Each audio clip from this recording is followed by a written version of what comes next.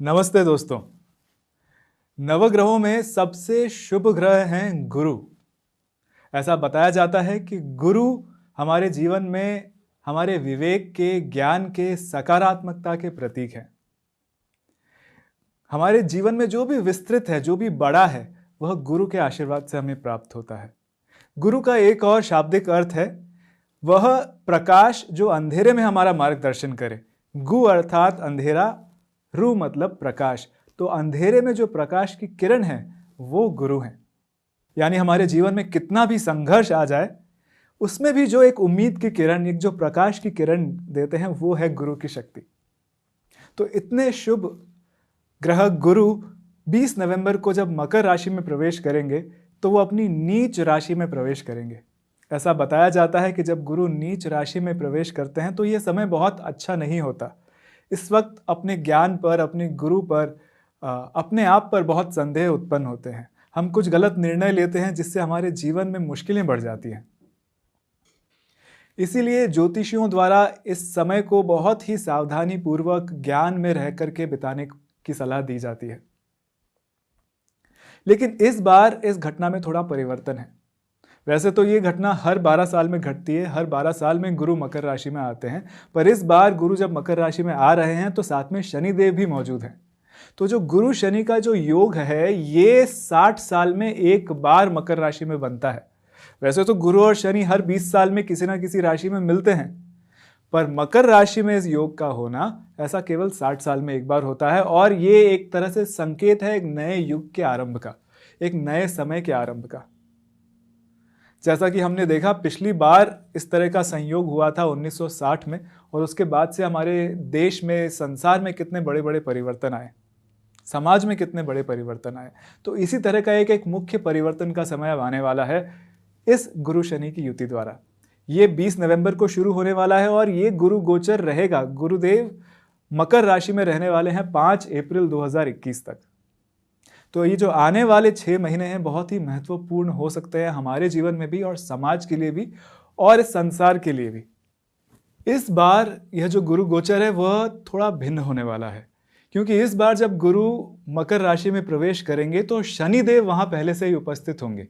और गुरु का नीच राशि में प्रवेश करना और शनिदेव का वहां पर अपनी राशि में उपस्थित होना एक सुंदर योग का निर्माण करता है, जिसे कहते हैं नीच भंग राजयोग। अर्थात गुरु अपना अशुभ फल देने वाले नहीं, बल्कि उच्च कोटि का शुभ फल देने वाले हो जाएंगे। लेकिन उसके लिए कुछ नियमों का पालन आवश्यक है। वो नियम क्या है जिससे हमारा ये गुरु गोचर एक अशुभ फल देने वाला नहीं, बल्कि अति शुभ फल देने वाला हो जाए।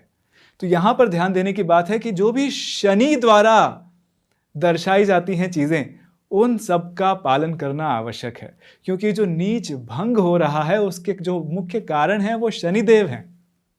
तो शनिदेव क्या दर्शाते हैं? शनिदेव कड़ी मेहनत को दर्शाते हैं, शनिदेव अनुशासन को दर्शाते हैं, शनिदेव अपने आप को नियमों से बांधने को दर्शाते हैं, शनिदेव हमारे जीवन में सहजता को दर्शाते हैं, विनम्रता को दर्शाते हैं। तो अगर इस गुरु गोचर में हम थोड़ा वैराग्य का पालन करें, अपने आप को अनुशासन में बांधें, भाग्य से ज्यादा मेहनत पर यकीन करें, सिर्फ मेहनत नहीं, कड़ी मेहनत पर यकीन करें, अपने से जो छोटे हैं उनसे विनम्रता के साथ बात करें, उनको आगे बढ़ाएं, तो शनिदेव की कृपा से यह गुरु गोचर हमारे लिए बहुत शुभ गुरु गोचर सिद्ध हो सकता है। एक और बहुत ही सुंदर योग यहां पर बनता है। ऐसा बताया जाता है कि जब शनि और गुरु साथ में आते हैं तो काल पुरुष की कुंडली के अनुसार एक योग बनता है जिसे धर्म कर्माधिपति योग कहते हैं। तो ये जो धर्म कर्माधिपति योग है, ये योग का होना भी सभी तरह के धार्मिक कार्यों के लिए बहुत ही शुभ बताया गया है। तो अगर आप कुछ ऐसा काम कर रहे हैं जहां धर्म प्रधान है, या आप किसी ऐसे स्तर पर हैं जहां पर आपको धार्मिक गतिविधियों का नेतृत्व करना होता है, तो ये समय आपके लिए बहुत शुभ हो सकता है। जो हमारे आध्यात्मिक साधक लोग हैं उनके लिए भी बहुत शुभ समय हो सकता है, क्योंकि गुरु ज्ञान और शनि वैराग्य, ज्ञान और वैराग्य दोनों साथ में मकर राशि में आ रहे हैं। और कुछ ही समय बाद सूर्य, जो कि आत्मा के कारक हैं, तपस्या के कारक हैं, वो भी साथ में जुड़ जाएंगे। यानी आत्मज्ञान के साथ साथ वैराग्य होना और थोड़ी तपस्या होना, ये सब चीज़ें हमारे साथ सहज ही घटने लगेगा और ये बहुत उत्तम समय होगा अपने आध्यात्मिक साधना में गहरे उतरने का।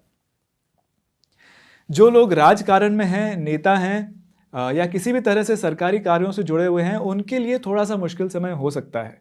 लेकिन अगर वो अपने सहकर्मियों का और अपने साथ में जो आपके कार्यकर्ता हैं, आपके नीचे जो लोग काम करते हैं, उनका खास ख्याल रखें, तो उनके सहयोग से आप अवश्य ही कुछ बड़ा काम करने में सक्षम हो सकते हैं। गुरु शनि दोनों, ध्यान रखिए, सौर मंडल के सबसे बड़े ग्रह हैं। ये जब जब साथ में आते हैं तो बड़ी घटनाएं होती हैं, बड़े काम होते हैं। तो अगर आप सच में चाहते हैं कि गुरु ग्रह आपके लिए एक वरदान सिद्ध हो इस गोचर के दौरान, तो आवश्यक है कि आप शनि के नियमों का पालन करें।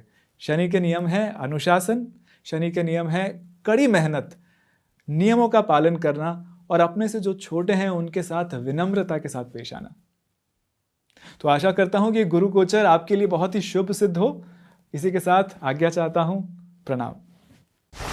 डाउनलोड करें अमर उजाला ऐप और पाएं खबरें लगातार। अगर आप ये वीडियो YouTube पर देख रहे हैं तो हमारे चैनल को सब्सक्राइब करें और बेल आइकन को दबाना ना भूलें। अगर आप Facebook पर ये वीडियो देख रहे हैं तो हमारे पेज को लाइक करें।